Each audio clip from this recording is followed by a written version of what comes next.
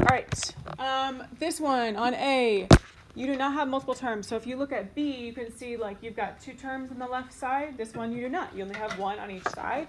This is just a proportion. And so you are going to just cross multiply and solve if it's set up like this. So I multiply that. Make sure when it has 2 terms, it goes in parentheses. So x plus 5 has to go in parentheses. So you remember to distribute. Here you've got 2 things with 2 terms, so they just go side by side. And do your distribution.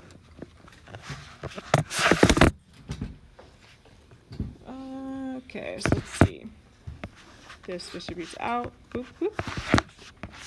You got x squared plus 5x. And on the right side, you have, all right, you've got 4 sets of distribution, right? X times x times -4, so x squared minus 4x. Maybe you recognize right now these are conjugates, going to give you a difference of squares. Because my middle terms here in just a second are going to cancel out. If that's something you remember from pre-calc, nice. These are gone, or even from algebra 2. We talk about that there too. So those cancel out, and you get left with this. We would go ahead and move our variables to one side. We're going to get the x squareds together. What's going to happen to those? They also cancel. After all that, you are only left with 5x equals -16.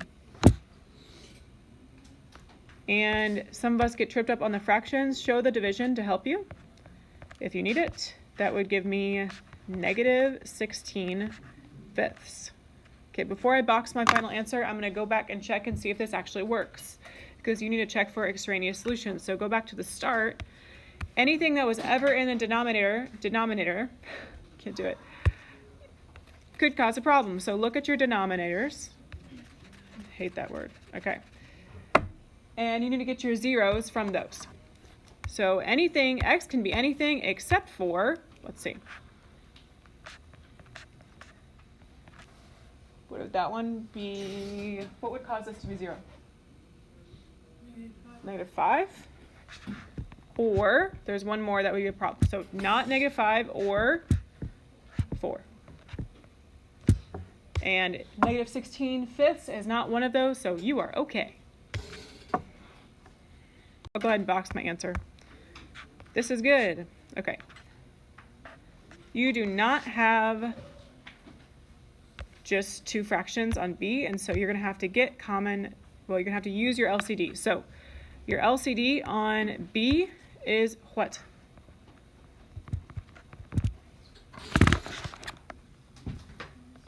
Just x minus 5. All right, here's what you need to understand about rationals, okay? Most of the stuff on your progress check, most of the stuff on your progress check was like you had to multiply on both sides of the fraction, top and the bottom. This is an equation, and so you're not multiplying on both sides of the fraction. You are multiplying to the entire equation. Still to like both sides, but think I'm multiplying both sides of the equation instead of both sides of the fraction. Like I said, there's multiple ways you can do it, but this is how I do it. So you take x minus 5 and multiply to the entire equation. 1, 2, 3. This works because you're multiplying to the entire equation. You don't have to multiply to both sides of the fraction, because I'm choosing both sides of the equation. Okay, when you do that, remember we talked about this a little bit last week, the x minus 5 cancels out this, so that you would only be left with x times x, oh, never mind, not that, just x, sorry. On the second one, it does not have a denominator, it would be 1, and so you would have to multiply to that guy. And on the last one, you multiply x minus 5 to the top, it cancels out what's on the bottom. So, just 5. Can you please distribute and solve? I think this one turns out pretty nice. If you do not understand how I canceled all the denominators out just now, ask me when I'm done, and I will like show you the work out, but I did that a little bit last week. X plus 5x minus 2.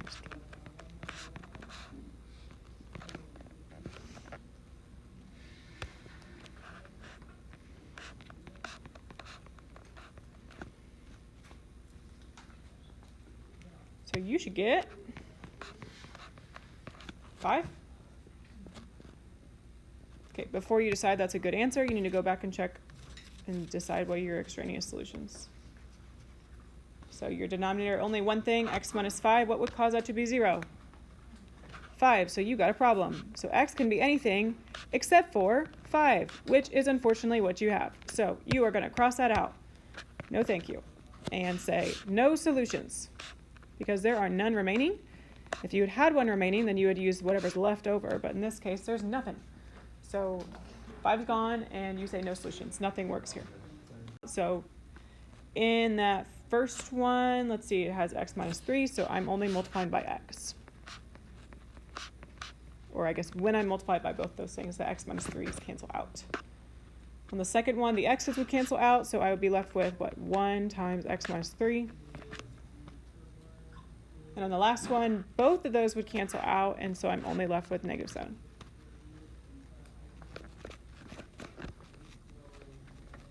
Okay, go ahead and distribute and solve. Again, I don't think this is a very... actually, I think it does end up being a quadratic. Fun! X squared minus 5x plus x minus 3. So if you combine like terms, you do have to get this equal to 0, so it's going to be x squared minus 4x plus 4 equals 0. We just finished up a unit all about solving quadratics. You can solve this by factoring. Maybe you recognize right now it's a perfect square trinomial. If not, then you play the x game. What are the two numbers that multiply to 4 and add a negative 4? Negative 2, negative 2. Because they are two of the same, it looks like this. But that's tacky, and so you write it as x minus 2 squared. Interesting, there's kind of one like that on your progress check. Okay, which gets you only one solution. What is it? 2. Okay, before you decide that's a good final answer, go back and check. What would be the things that would cause this to be 0 in the denominator? And it's the same thing over here. 3 and 0. So x can be anything except for those two things. So x can be all things except 0 and 3. And 2 is not one of those, so you are okay. You can go ahead and say 2 is a good final answer. We're going to agree in the LCD on the last one, and you're going to try it on your own.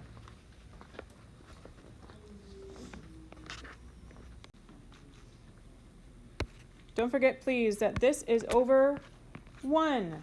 X is not in the denominator, so please don't include x in your LCD. It's over 1. So then what is your LCD? 2, x plus 1. All right, try this one. You are taking 2 times x plus 1 to this entire equation, and then obviously you'll have some stuff cancel out. So 1, 2, 3. When you are multiplying something like this, you only multiply to one of the terms. So like, when you do the x times the 2, x plus 1, only pick one of them to multiply by. I will do it on the board, but see if you can do it yourself.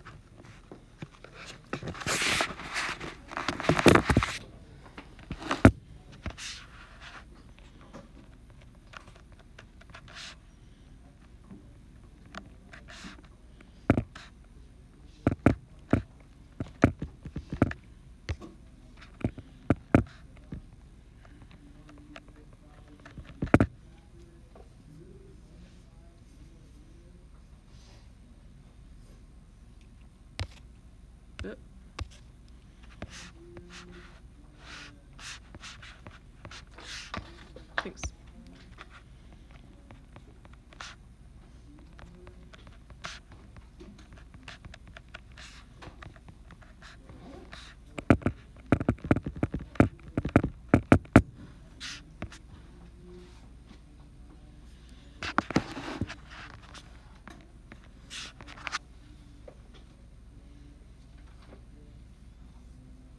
I don't really like doing it like that. Oh well, too late now. I'll do it the long way. problem.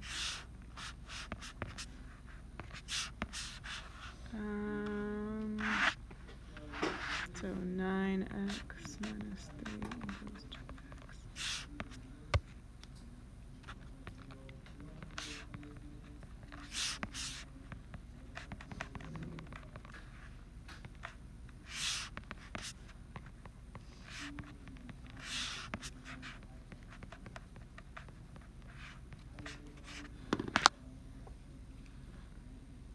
Okay, you do get a fraction.